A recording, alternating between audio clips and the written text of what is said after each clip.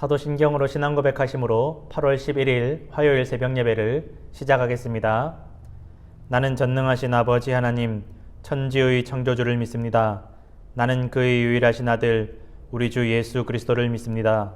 그는 성령으로 잉태되어 동정녀 마리아에게서 나시고 본디오 빌라도에게 고난을 받아 십자가에 못 박혀 죽으시고 장사된 지 사흘 만에 죽은 자 가운데서 다시 살아나셨으며 하늘에 오르시어 전능하신 아버지 하나님 우편에 앉아 계시다가 거기로부터 살아있는 자와 죽은 자를 심판하러 오십니다. 나는 성령을 믿으며 거룩한 공교회와 성도의 교제와 죄를 용서받는 것과 몸의 부활과 영생을 믿습니다. 아멘. 오늘 우리에게 주신 하나님의 말씀은 사사기 8장 22절에서 27절까지의 말씀입니다. 사사기 8장 22절에서 27절까지의 말씀, 제가 가진 성경, 구약성경 374페이지에 있습니다.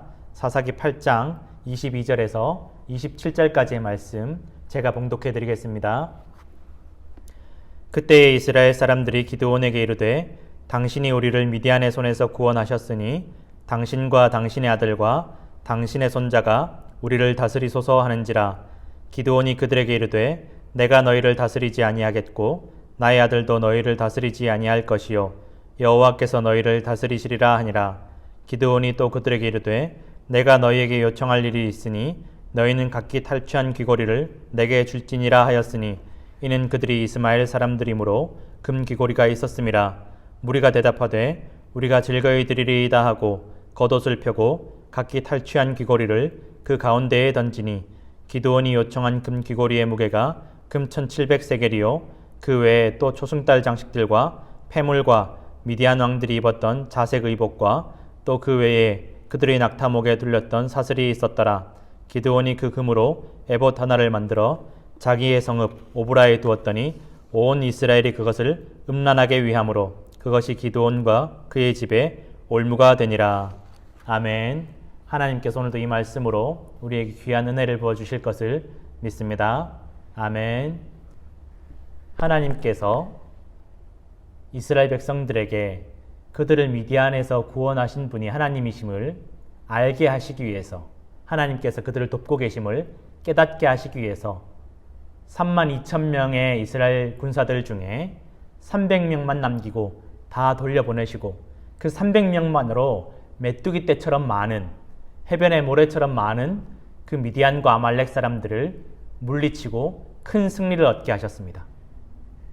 그런데 아니나 다를까 이스라엘 백성들이 큰 승리 이후에 기드온에게 말하기를 당신이 우리를 미디안에서 구원하셨소이다 라고 고백하였습니다. 하나님이 아니라 기드온 당신이 대단하여서 그 300명만으로 적군들을 물리치고 우리를 구원했다라고 고백하는 것입니다. 이 얼마나 아이러니한 일입니까? 그러면서 기드온에게 요구하기를 당신이 또 당신의 자손들이 우리를 왕처럼 다스려 달라고 강력하게 요구합니다. 그러자 기드온이 단호하게 거절합니다.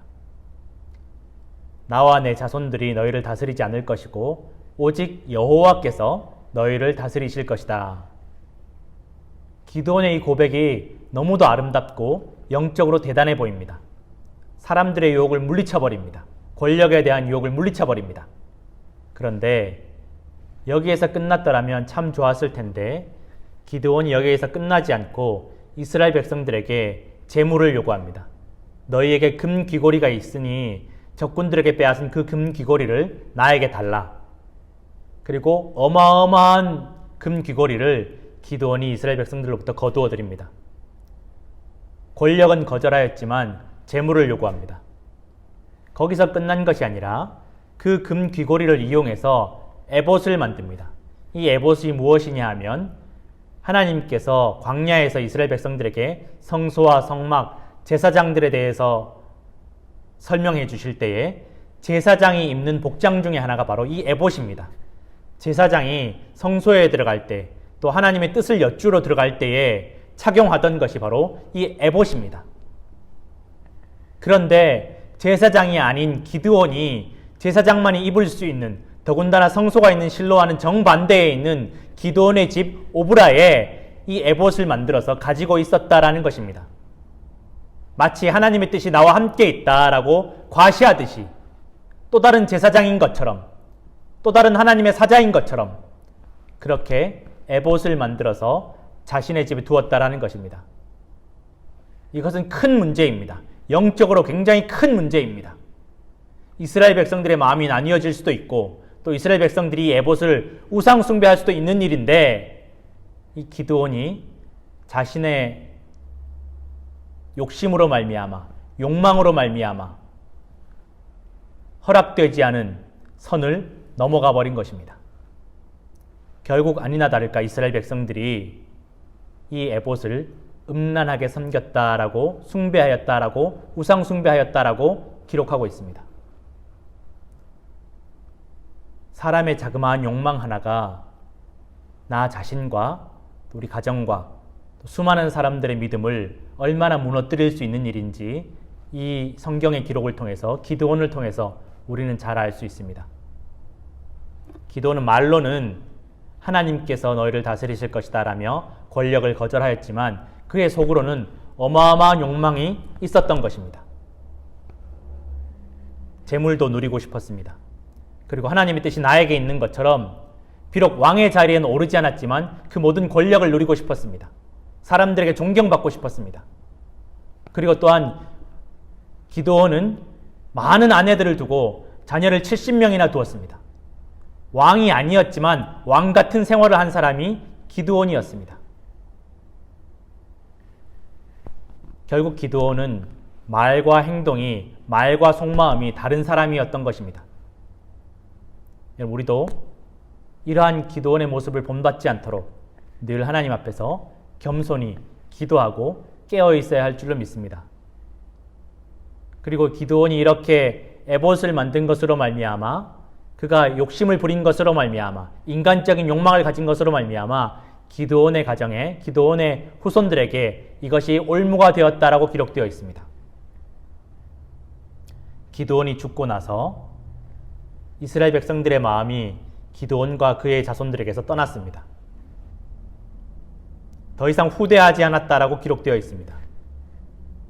사람들의 인기, 사람들로부터 오는 그 권력, 그 모든 것들은 여러분 아침 안개처럼 순식간에 사라져 버립니다. 우린 사람들에게서부터 오는 그 모든 것들을 경계해야만 합니다. 사탄은 이 틈을 타고 들어옵니다.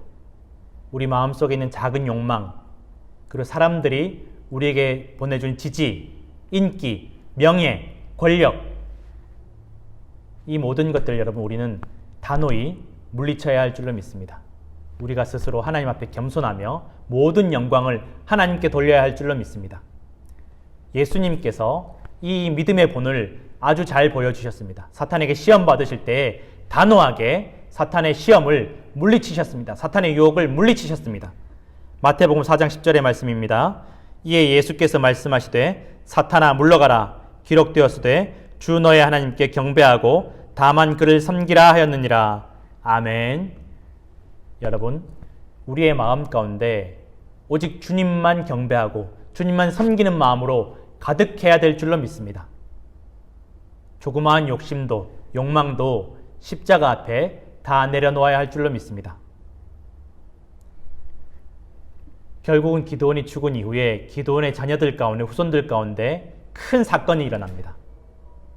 기드온이 세겜에 둔 첩으로 인해 낳은 아들인 아비멜렉이 기드온의 70명의 아들을 다 죽이고 그 세겜에 있는 외가 사람들을 통해서, 세겜 사람들을 통해서 스스로 왕위에 오릅니다. 그리고 결국은 그 아비멜렉도 세겜 사람들에게 죽고 세겜 사람들은 아비멜렉에게 죽임을 당하고 맙니다. 기드온의 가문이, 기드온의 후손들이 철저하게 멸망하게 되는 것입니다.